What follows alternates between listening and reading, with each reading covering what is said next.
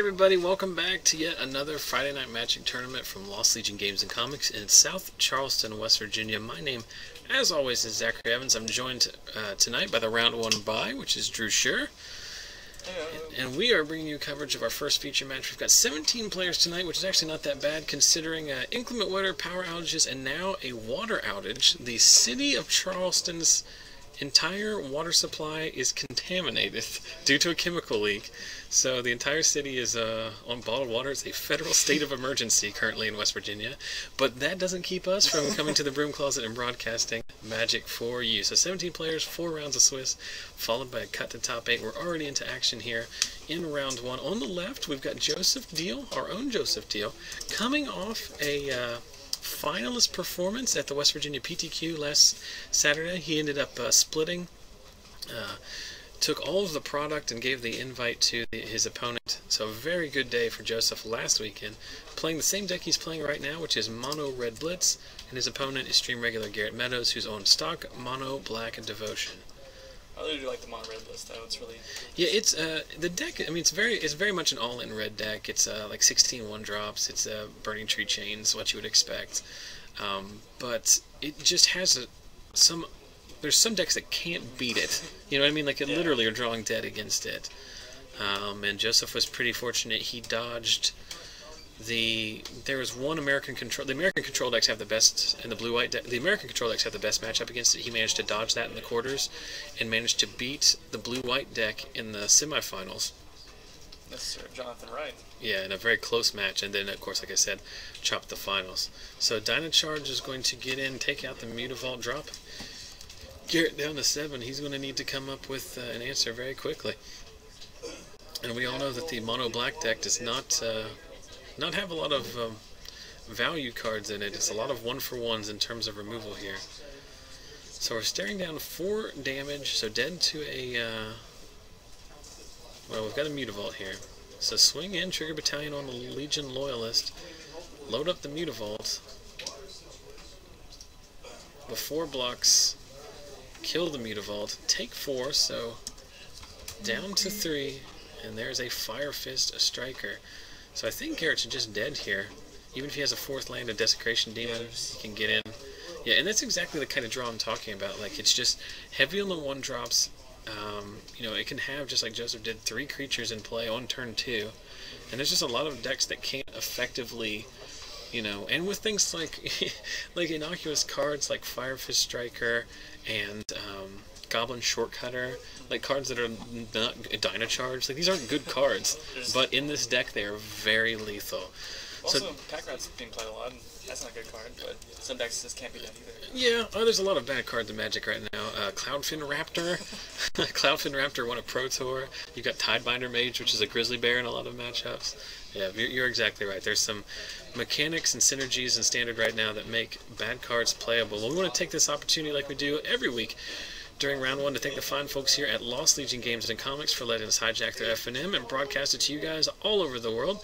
Lost Legion's got 4 locations here in West Virginia, so if you're ever in the area, and I say that all the time, but literally, if you're ever driving through I-77, I-79, I-64, going to the beach in the summer, or heading to and from the East Coast for work or other things during the year, make sure you swing by one of their 4 locations and help support those who support the stream. We also want to thank the fine folks at inkedplaymats.com. Joseph's life pad is covering up the advertisement there, but they hooked us. What was that? Is that what he is quite the ne'er-do-well. But they hooked us up with this sweet custom playmat, and if you want your own custom playmat, either single or double size, custom dice bags, or just a wide variety of other cool playmats that you can buy for as low as $10, head over to inkedplaymats.com and check those guys out. And finally, we encourage you to support your local game store, obviously, but we all know there's cards you can't find in your local display case, and when that's the case, head over to affinityforcards.com and use promo code LOSTLEGION for 5% off your first order. If you joined us last week, Affinity for Cards owner Nick Beckvar was in for the weekend, as Affinity had a vendor booth at the PTQ.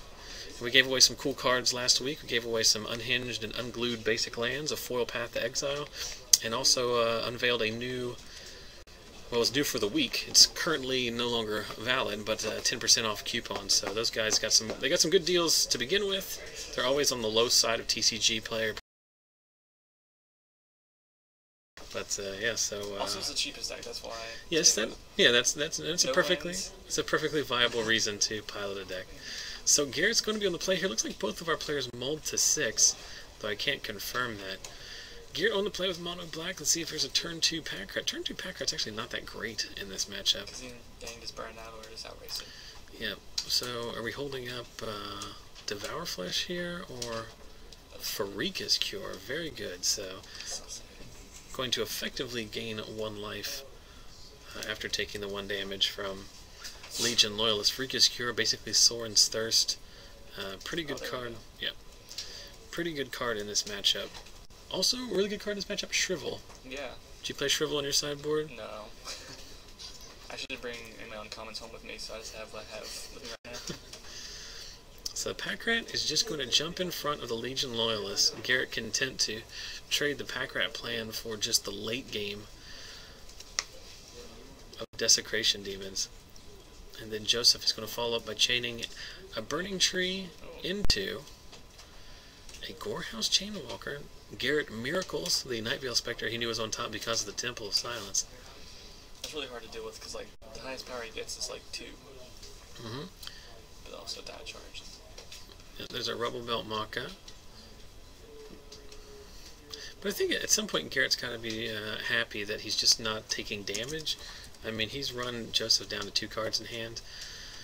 And the problem for Garrett is he's missing his 4th land drop here. Yeah. But Demon would be pretty devastating. yeah, I mean, he still can force through damage because he'll just tap the demon down. But and there's another Pharika's Cure, which is going to effectively make this attack only for 3 down to 15, answering the Firefist Striker. And Joseph follows it up with a replacement Striker and a Foundry Street Denizen, leaving just 1 card in hand, which I believe is a shock. And there is the demon. But it doesn't matter because we've got Firefist Striker online. It's not going to be able to block.